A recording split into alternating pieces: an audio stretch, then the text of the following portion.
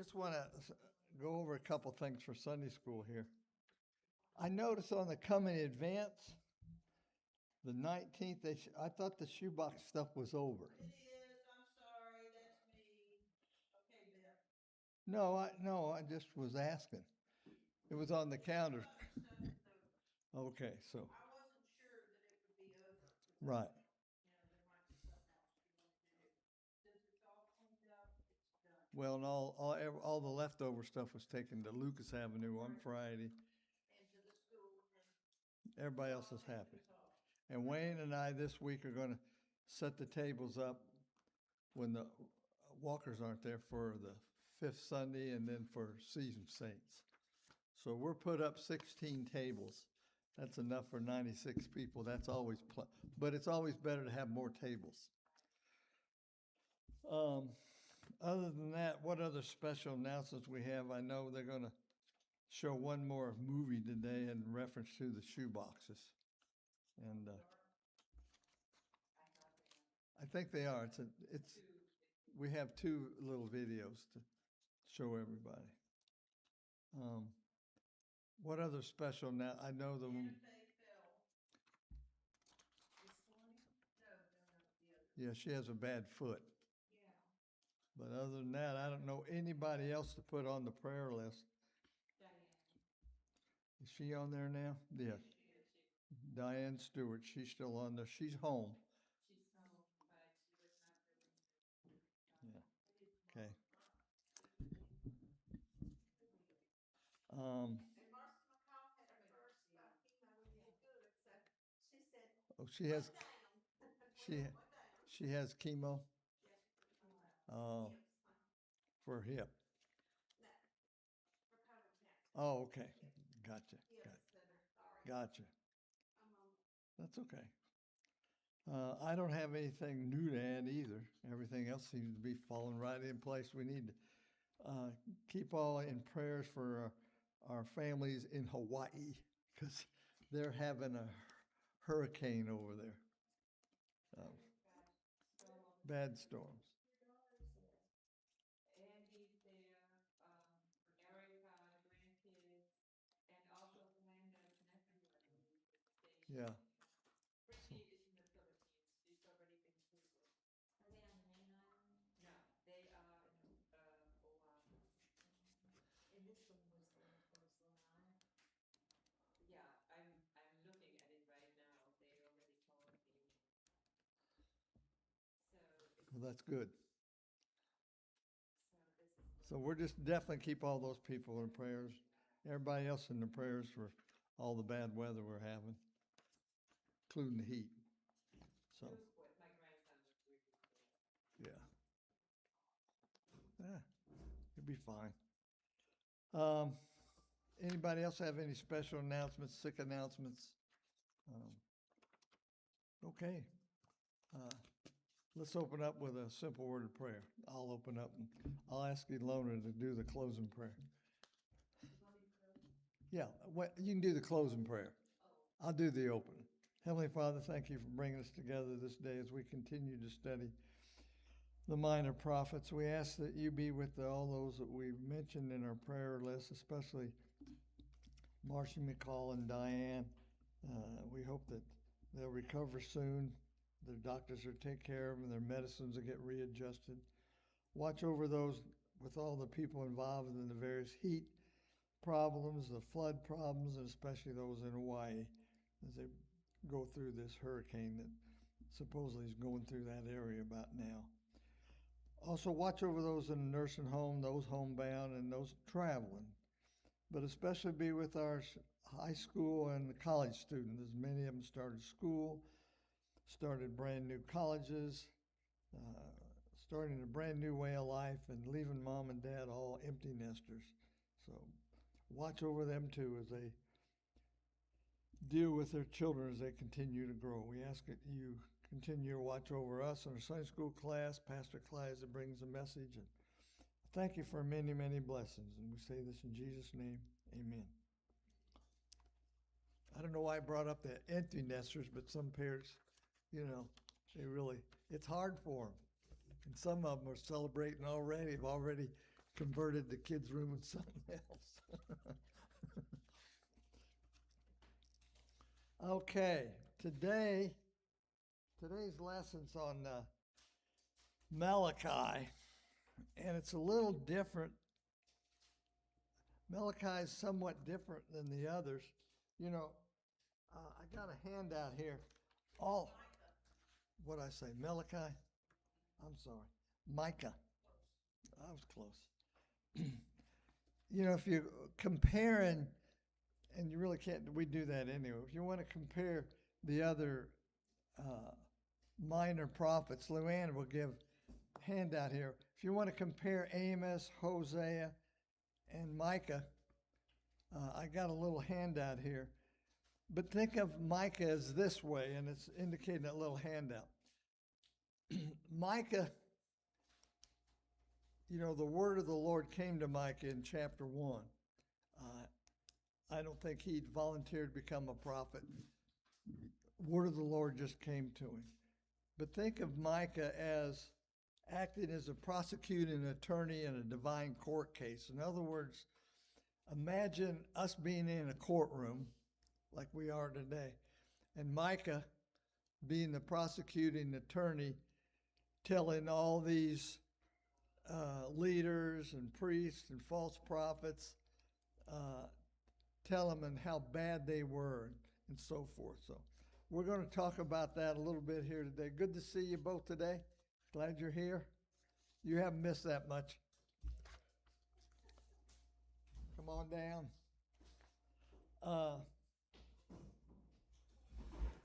And we're going to try to go through chapter 1 through 4 this morning on Micah. I'll wait till you get settled there.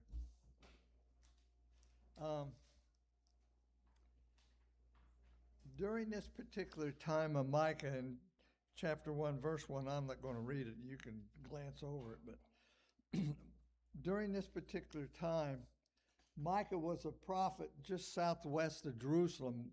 Just kind of picture where Jerusalem was. And he prophesied during the days of these three kings I put on our board here. King Jotham, King Ahaz, and King Hezekiah. Now, each of these three kings were somewhat different, but they were all kings during that same particular time. From what I understand, Jotham, he was a very loyal king, and he was very obedient to God of Israel, the God that they worship. Ahaz, during his particular reign, there was a lot of spiritual decline. In other words, he not only worshiped idols, but I understand that he brought on children's sacrifices. And also that particular king, Ahaz, he paid the Assyrians protection money. Rather than trusting in God to take care of them, he paid the Assyrians to kind of protect them. And then when Hezekiah came in, he's one of the most righteous kings. He destroyed all these idols. He brought back observance of various holy days, and he refused any help, anything from the Assyrians. He didn't want anything to do with the Assyrians. So he worked closely with prophets Isaiah and Micah to bring Judea back to the days of the Lord, where they'd be more obedient to the Lord. So that's kind of a background of what's going on political and otherwise. But Micah, like I said, he was a prophet along with Isaiah and Amos and Hosea. And he was, from what I understand, he was known as a prophet. He was a seer. I guess, what do you call it? Seer, S-E-E-R. In other words, word of the Lord came to him, but I guess what he interpreted or saw this, he saw things in his mind. So when he was prophesying and talking to people, he would tell them things exactly the way he thought the Lord as he saw it. And he prophesied both to the Israel and Judea. Now the first part of, and I'm not going to read all of it, but when you think about this, I'm going to read part of this. Him being a seer and the word of the Lord coming to him. Think about this. In chapter 1, verses 3, he says, "For behold, the Lord is coming out of his place. He will come down and tread on the high places of the earth. The mountains will melt under him, and the valleys will split like wax before the fire." You can imagine him telling the people this, and I guess I read a commentary where you can imagine God coming down and walking on the earth, and the earth, like, you know how volcanoes spill all this lava and stuff, how destruction is coming upon that area. I just thought that was kind of interesting. Now the first part of Micah is that he sees Israel and Judea both as sinners. They're both to blame for the way the things were. For example, in 1:6, he says, "Therefore I will make Samaria a heap of ruins in the field. I will pour down her stones into the valley, and I will uncover her foundations." All that did come true. All that particular, from what I understand, right after his prophecy and through the next few, however many years it was, Syria, all this stuff was destroyed. Samaria was destroyed. All of the buildings they had and the temples they built, they were all just, you think about that. Everything is ruined. And that was all ruined because of the Assyrians coming in and destroying everything. Now, when we talk about, he talked about burning idols. They burnt, for example, the golden idols. They made a lot of idols during that particular time when Ahaz was the king. They did a lot of idol worshipers. They had a lot of gold and stuff. All that gold was constructed and brought together. They were able to buy all that because of all the temple worshipers. I guess they had, well, I didn't guess, they had a lot of prostitutes in the temples, and I guess people paid the prostitutes, and out of all that money, they were able to buy gold and build all these, make all these idols. So all that stuff that they were making, the idols, they seemed to be valuable materialized, but they were not spiritual, because all those were ill ground. As one commentator said, I forgot who said it, but he said, "Only the hearts of a depraved man would worship gods like this." In other words, all those idols that were made up of gold from the money they made from the prostitutes in the temple, those were ill-gotten gods. They were just idols. Now, if you take a look at that first chapter, and hopefully you read it, if not, you can read more. But the first part, chapters 2 to 7, Micah's not talking about,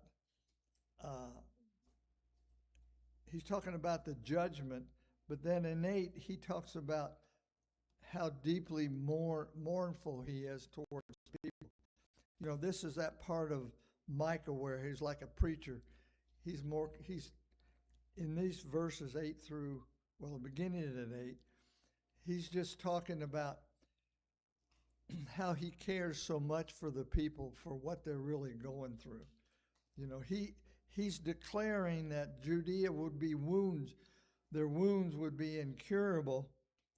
However, all they had to do was repent, come to the Lord, and the Lord would redeem them. Now, the rest of that particular chapter, he uses a lot I think it's starting in verses 10. He uses a lot of special words and talks about judgment coming on cities. Now, he talks about a bunch of cities, and I'm not going to go through them. But Luann's made a list. She's going to pass them out. You can read these on your own. I'll wait till she passes it out to everybody. But this particular list, it's just a play on words. There was an idea that in these particular cities, the name of the cities also described their character and their destination. So take a look at these. These are named the cities, briefly describes them, and then it also describes how the coming judgment would affect those people. Now, one of the cities I didn't talk about, it starts in verse 10. It says, tell it not in Gath, weep not at all. In Beth Apharia, roll yourself in dust. Well, that Beth Apharia, that first city there in the handout, to Micah, Apharia sounded like a Hebrew word for dust. So he told the citizens of that city to roll in the dust in anticipation. So he's out here mourning Israel and Judea, but he's also going to each of these cities and telling these cities what's going to happen to them based on their name. That's what I understand from some commentaries I read. Now, one of the first cities, Gath, G-A-T-H, we didn't list it, but I did. I found out that was one of the most famous cities of that time because that's where that was the hometown of the Goliath, the giant Goliath that David killed. That's where he was from. I thought that was interesting. And a lot of these cities, they're not there anymore. They've been completely destroyed. But anyway, that's kind of what I got out of chapter 1. Like I said, he's going there, prophesying what God's told him, and like the prosecuting attorney, he's telling the people how bad they are, and this is what you need to do. This is what's going to happen if you don't change your ways. And of course, we know that they were all destroyed eventually. Now in chapter 2, Micah's theme is almost similar to that of Amos and Hosea. And you can read those similarities on that first handout Luann gave you. You know, Amos talked about righteousness and justice. Hosea talked about love and convenient faithfulness. And then Micah's talking about judgment and walking humbly with the Lord.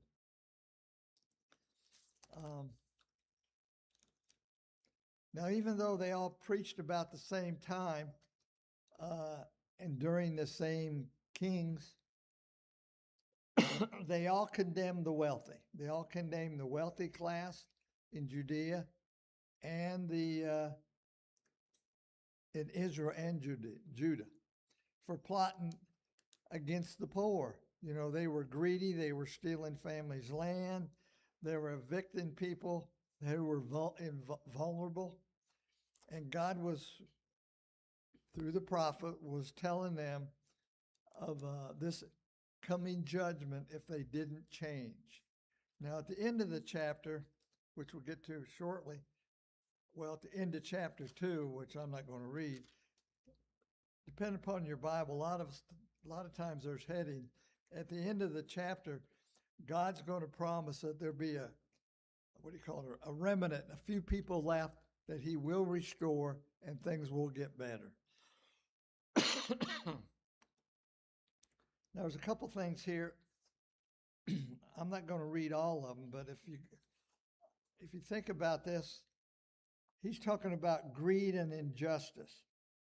Part of the greed and injustice, without reading this, because sometimes, I don't know, when I read it, and then reread it again, it kind of makes sense. But if you think about how were they greedy and injustice, you know, well, they were greedy because the powerful people what they did, according to what Micah was saying, they'd plan all these evil things at night. Then in the daytime, they'd use their positions to seize land, seize homes, inherit land from people who couldn't take care of it.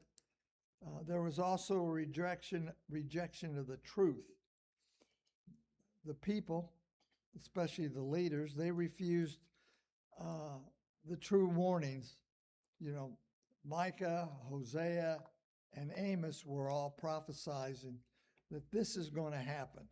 They were pretty much the true prophets, but there were a lot of other prophets, idol worshipers and so forth.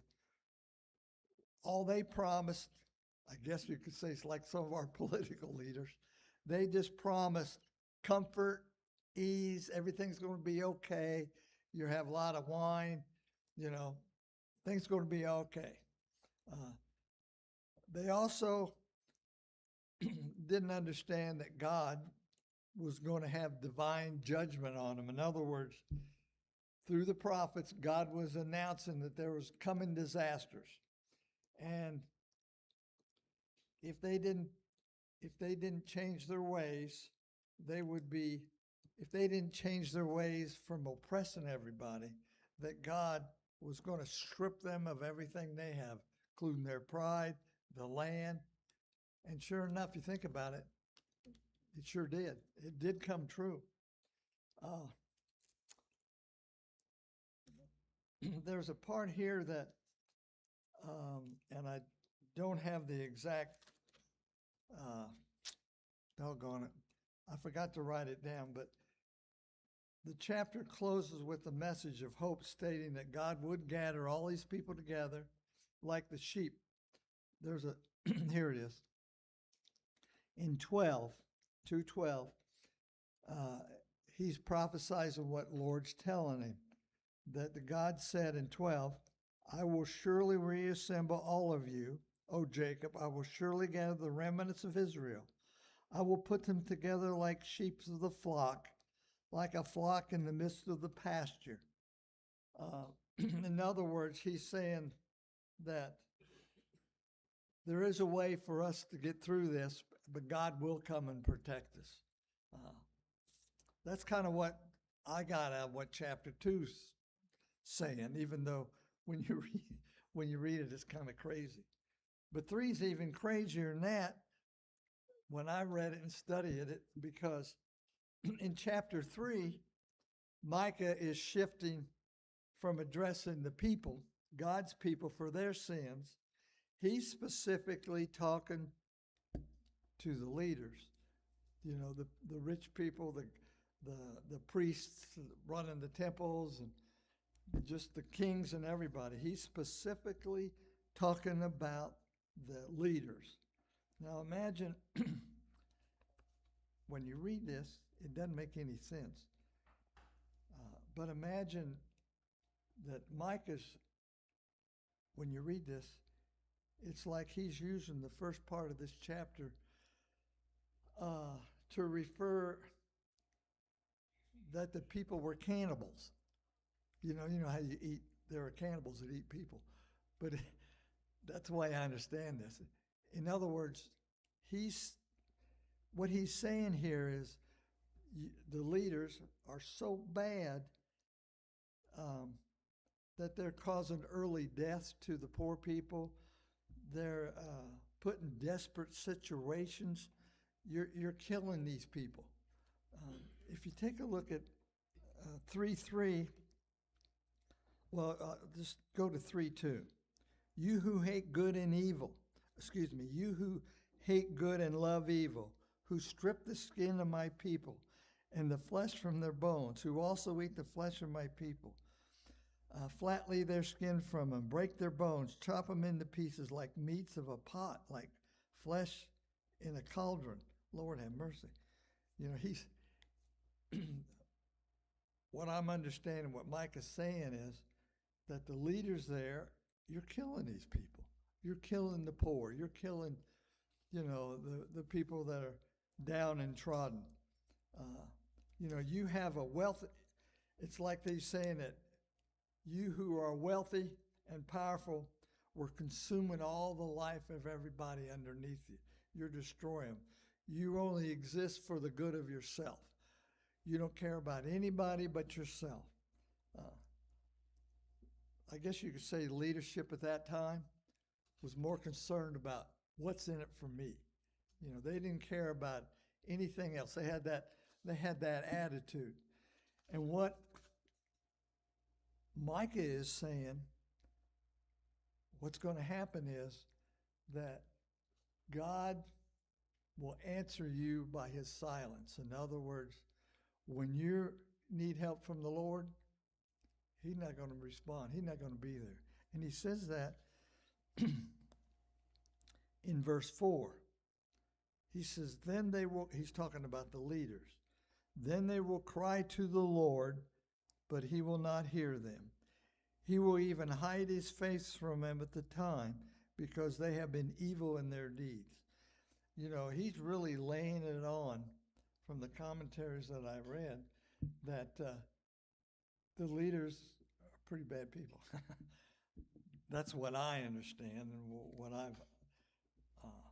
But also Mike is talking about the false prophets in verses, starts in verse 5. He's not only talking now about the leaders, but he's also talking about those false prophets. You know, the leaders in the higher upper class, they were hearing deceitful visions and messages from these false prophets that were leading them astray. But Micah is telling them, Micah has the confidence that he hears from the Lord because of the Spirit of God what's within him. If you'll take a look at verse 8, he's saying, but truly I am full of power by the Spirit of the Lord, of justice and might, to declare to Jacob in his transgression and to Israel his sins. Now hear this. And he goes through this dissertation about how the Lord came to him and he's telling him what the Lord said. So there's no need for outside. You think about this. If we ourselves are true with the Spirit, you know, when we sin today, we're talking about us today, you know, there's no need for an outside person to tell us what's wrong, because most of us, we have a conscience. The Spirit leads us, and we know if I went to a Bible class, I go to it. It starts again for men, and we meet at First Methodist once a week, starting September. But we were talking one time about seeing, and the facilitator was saying a friend of him came, and we were talking one day. He said, well, I have a question. He said, I have a question about this thing. What do you think? Do you think it's a sin? And I won't repeat what it was, and I don't even remember what it was, but his friend said, well, if you think it's a sin, then it probably is a sin, because something the Spirit inside you is telling you, if you have a question, is this right or is this wrong? Well, it's probably not right. So, in other words, there's no need for an outside voice to tell us. You know, we can, today, because of what Christ has done for us, you know, we don't have to go to the temple. We don't have to go to the priest. We can go directly to God. And each one of us can hear through our prayers when we study and worship. We pretty much know what's right and what's wrong. But here he was saying that all the things that he's talking about are true, because God has touched him through the power of the Spirit. I just thought that was interesting. That's kind of what I got out of chapter 3. Now, anybody have any comments about any of that? Or I just have a question. I don't know the answer. So Jotham and Hezekiah were good kings, right? Yeah. So the Assyrians came first and took over Israel. Did that happen during Hezekiah? Yes, that happened during Hezekiah. Hezekiah. But So all, was he put into slavery too? I don't know what happened. That's a history part I can't answer. That would be a good, as you study this guy, remember Micah and the prophets, they're prophesizing during this time of turmoil. If you go back to Kings and study Kings, when we studied Kings a while back when I forgot half of what we studied, but if you go back in Kings, there'd be a chronology of what happened. You know, as various kings came in, certain things changed. But all during that time of the good kings and the bad kings, there was turmoil. It was pure heck. You know, all that time, they were fighting. Syrians come in and fight. They were fighting the Palestinians, and then the Babylon come in, and God's telling in Micah here, and I think it's towards the end, God's telling them that you are going, through Micah, God's telling Israel and Judah that you're all going to get captured by the Babylons. Babylon. You are going to get captured. You are going to exile, and you are going to suffer. And that really did come true. So that's part of what he's saying is, you know, all hell's going to hit the fan here for long, guys. But you need to change. There'll be some of you get restored, and the rest of you, it's going to be pure hell. So that's what I understand. But that's a lot of history back then, and I don't know that. I don't know what happened to each one of these kings. We'd have to go back to Kings and read that and study a little bit. You started to say something, Luann? Oh, okay. And okay, so I'm surely they're both believers. Oh, yeah. They're good people. Because Because, but yet even believers were taken. well, and I guess, I don't know if it's kind of like, now this is Steve's thinking. As I think about things today, and it's not the same, but in Iran, they're all crazy and loony bird over there, in Steve's opinion. However, it's the leaders and the military and the fanatics that we're dealing with. The normal Joe Schmo that's running a 7-Eleven downtown, or, you know, the guy that's in a repair shop, he probably has no say at all about what's going on, you know. And I guess that's kind of the same thing here. In my analogy, as you kind of look at it, that the leaders were being bad. They were wicked rulers, and the prophets were deceitful prophets. They were only prophesizing things that would benefit them and their people in power. That's kind of what but there were remnants, and God talks about that. You know, there was some that will be, I'll restore you to a better life, but you're going to, everybody's going to suffer.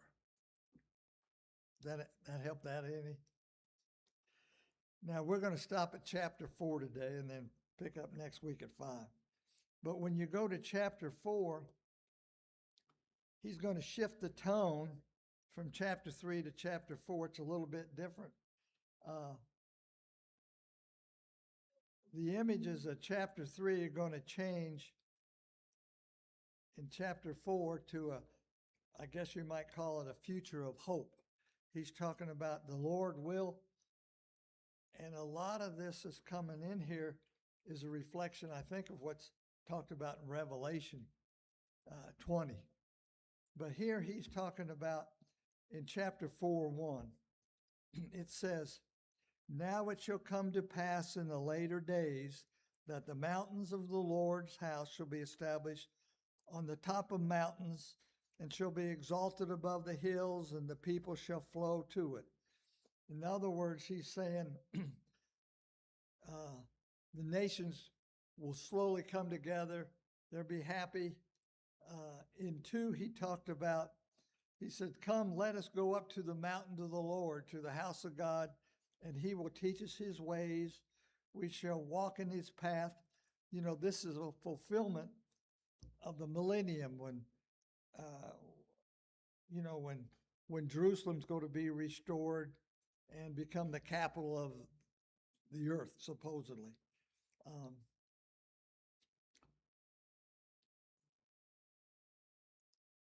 In Micah, and I didn't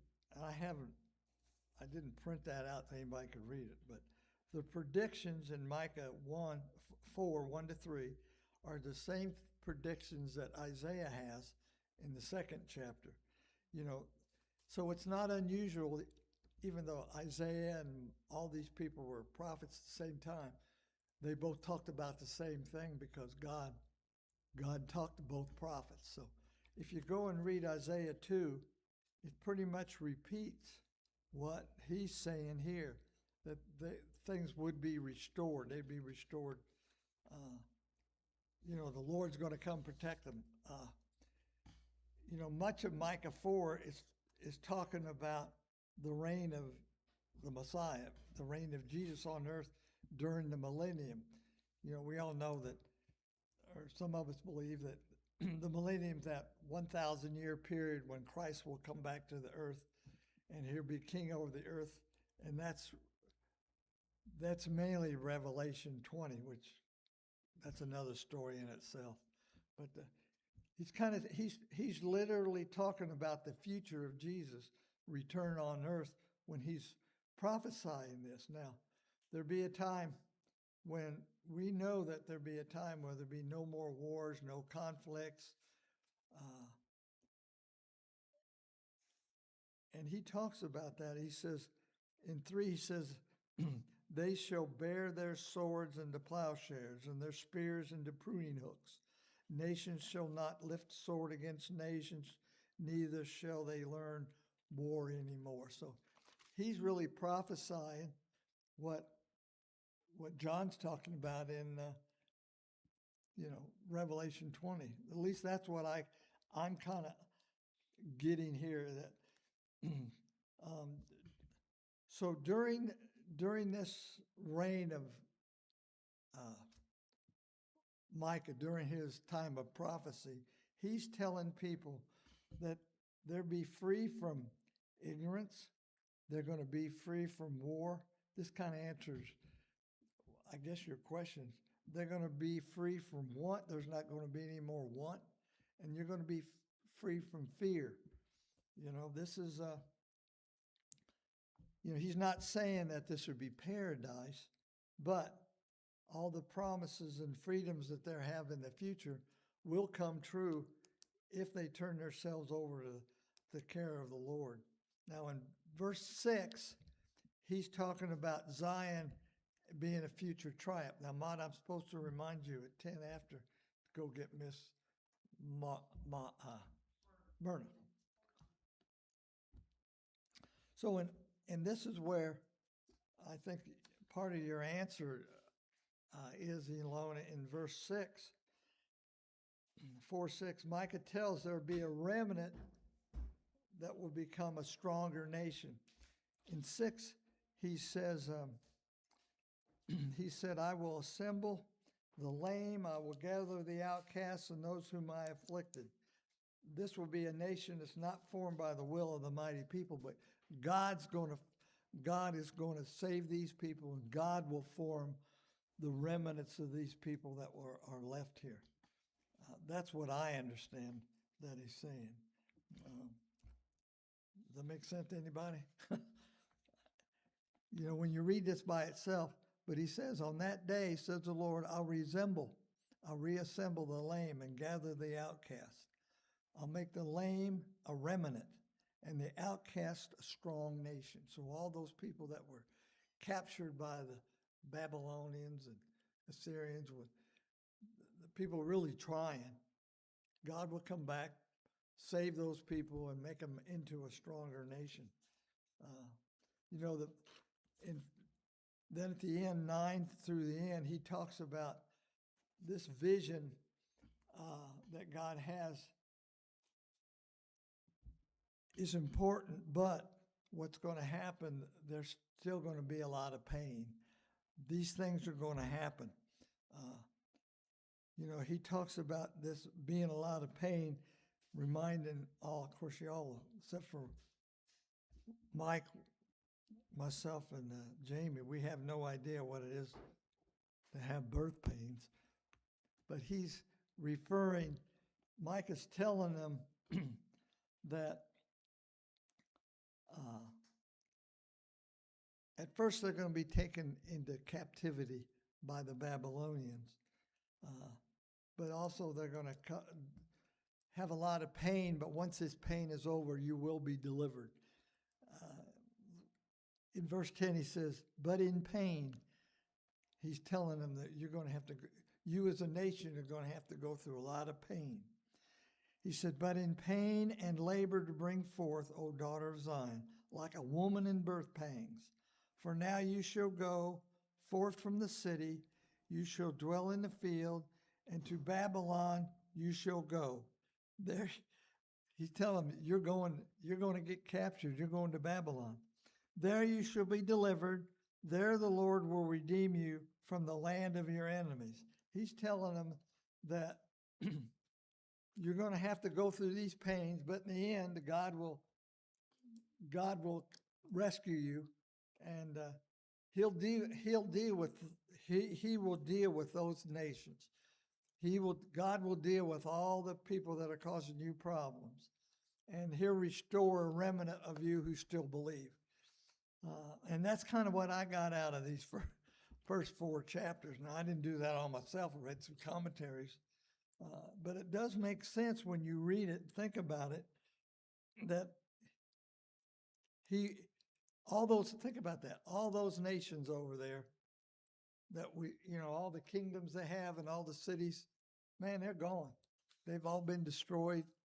There's nothing left over there, except right now, just the remnants. I've never been to Israel or over there, but even today, you think about the mess over there. Lord have mercy. I mean, they've been fighting over there before Christ, during Christ, and here, 2,000 years later, they're still over there fighting. So anyway, that's kind of what I got out of Micah. Anybody have anything they want to add? I'm not an expert on any of this. I just kind of help put it together. Want to close? Sure.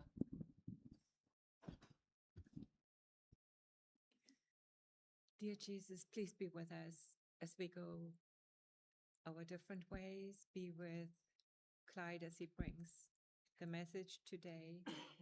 Help us to think about what you want us to do in our daily life. We know that you hold our future in everything. For it's in your name